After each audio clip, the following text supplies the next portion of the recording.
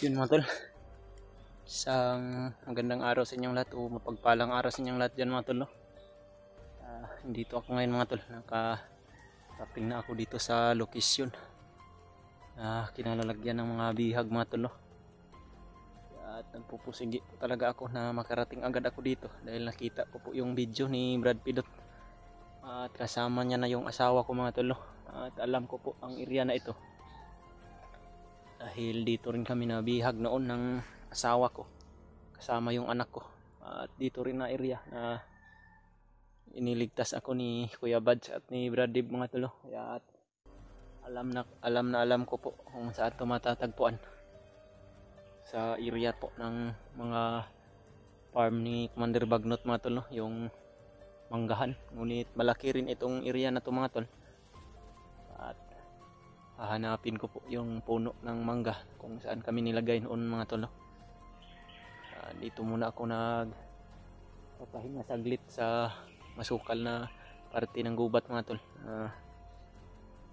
Manggahan na po ito mga tol. Nagtatago lang muna ako saglit dito dahil marami sila na nagpapatrolya sa area na to dahil binabantayan talaga nila mga tol para hindi mapasok yung mga bihag nila. Hindi nila alam na andito na ako at papunta na ako dun sa kinalalagyan ng asawa ko at kay Brad Pidot mga tol. Sana po mga tol i-share nyo itong video na to sa mga kasamahan ko para makita din nila kung ano ng kalagayan ko at kung saan ako ngayon. Maraming salamat po talaga sa inyong lahat mga tol. At magpapatuloy po ako sa unahan mga tol, dahil kailangan na makita ko agad yung puno ng mangga na nakalagyan sa amin. Yan po yung mga manggahan mga tol, ngunit malaki po ito na area mga tol, no? Sobrang lawak din to na area dito sa bundok, yung may malalaking puno ng mangga mga tol. Kaya success po na nakarating ako dito sa manggahan.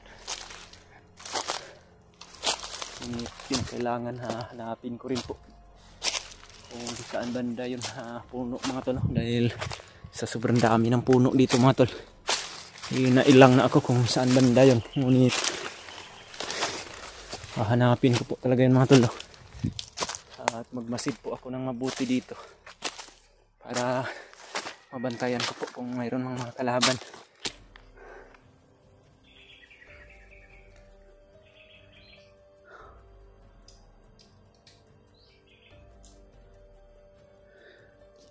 Sobrang malalaki talaga ng mga puno ng mangga dito mga tol, no? Parang sobrang tagal na talaga ng panahon na naabandon tong mga puno na to dahil malayo din ito sa bayan mga tol. Marami pong mga manok dito na wild chicken mga tol, o yung ihalas na manok.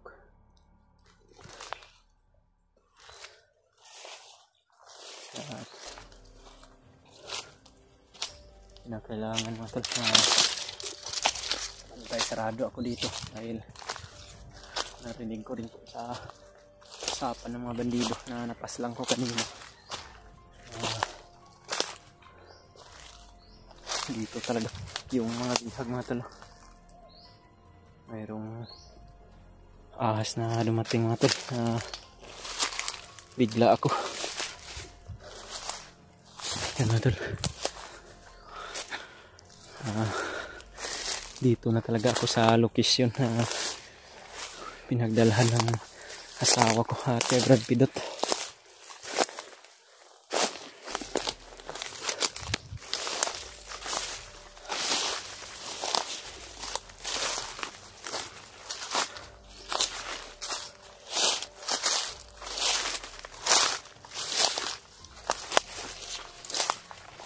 Hanapin ko na lang po banda dito na area mga tol kung saan na yung nilagay nila yung asawa ko. Nilipat na nila yan dito sa kuwan, ngunit dito pa rin yan mga tol. na kailangan ko lang na makita ko agad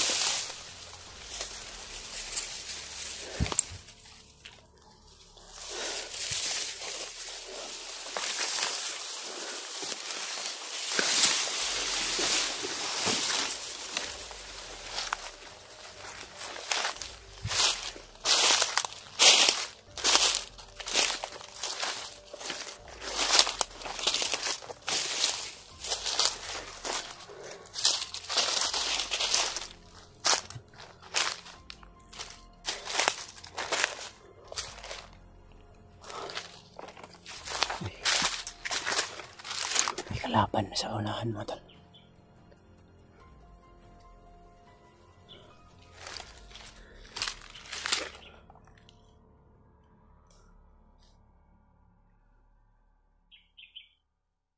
Mayroong isang bandido mga tol.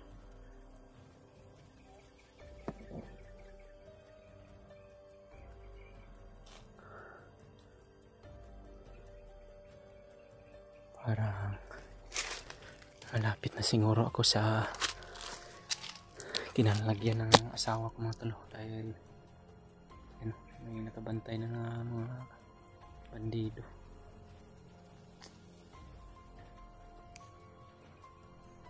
Parang nag-iisa lang siya mga tol, parang wala siyang kasama. Iwan ko lang po, magka isa na naman itong pain. Pagmasdan ko lang munang mabuti ito mga tol, dahil dyan mismo din sa tinatayuan niya yung daanan mga tol, patungo dun sa puno kung saan ako nabihag noon kasama yung anak ko at yung asawa ko mga tol. Pagmasdan ko lang muna bago ako lalapit.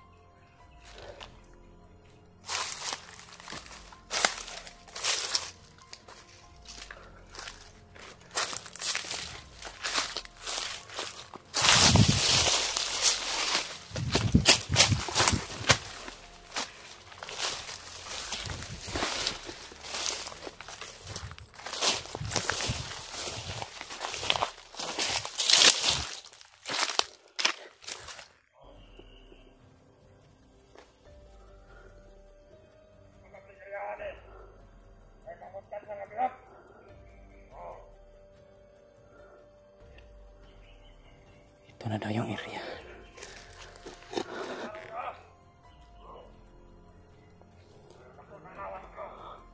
Mayroon nakabantay ng sanahan mga tol. Marami sila dito mga tol. Yan yung isa sa baba. Hindi niya ako nakikita dahil nakatagulilong po ako mga tol.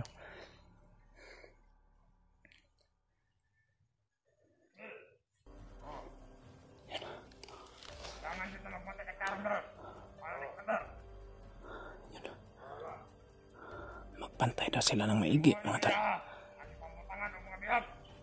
Kaya ito na daw yung area na nilalagyan ng mga bihag mga tol.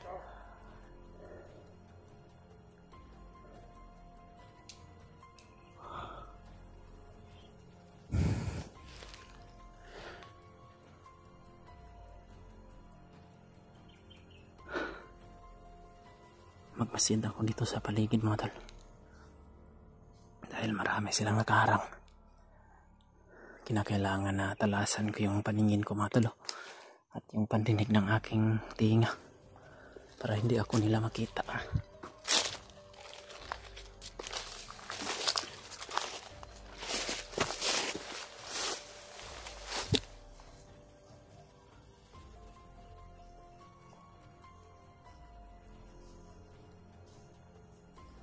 Kailangan natin na makita ko yung asawa ko at si Brad Pitt. Maabutan ko sila doon sa isang puno ng mangga na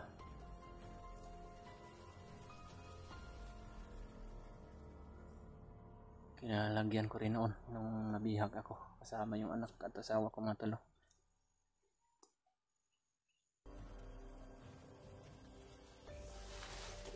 Yan, umalis na yung isa mga tol. Pumunta doon sa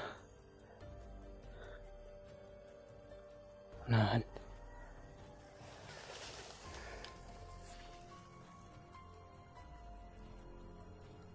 Yan.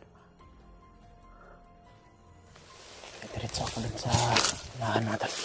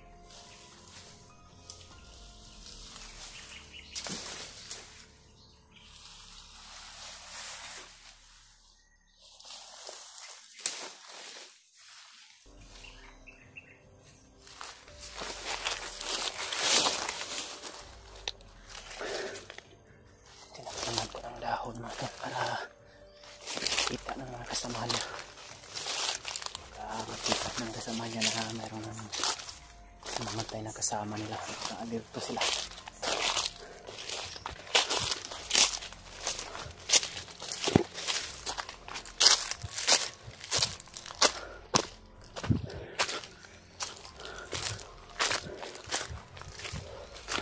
Sobrang lawak din tong manggahan na to mga tol. Malalaki yung puno ng mangga. Sobrang malaki na area na to mga tol.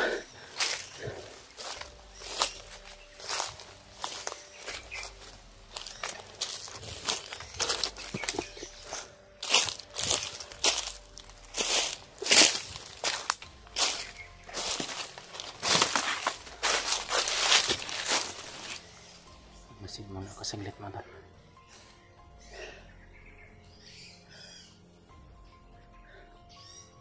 Para mabantayan ko talaga yung mga galawan ng mga nakaharang dito sa daan mga tol.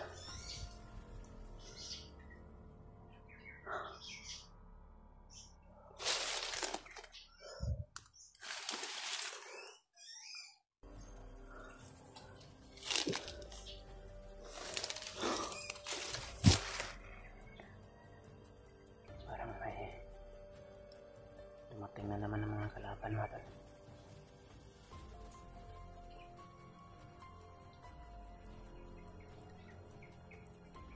Marami talagang nakabantay dito sa manggahan mga tol.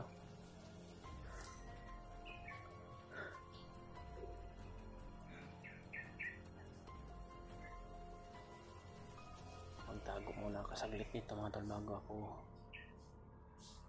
maglakbay ulit. Kinakailangan na makita ko na muna yung area na walang mga kalaban. Yan. Mayroon na namang dumating mga tol.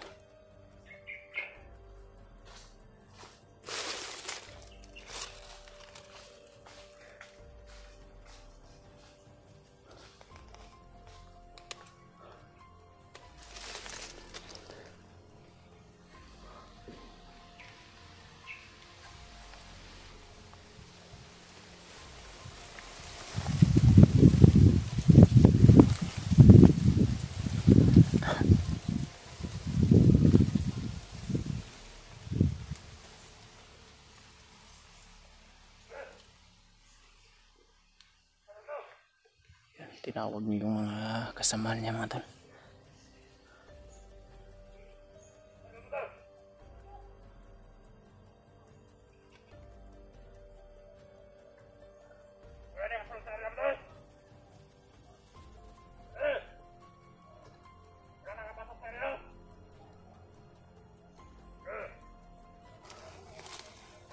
Tinatanong niya yung mga kasama niya kung wala bang nakapasok sa area.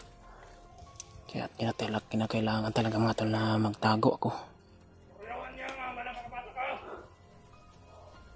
Dahil pinaalerto niya lahat ng mga kasama niya.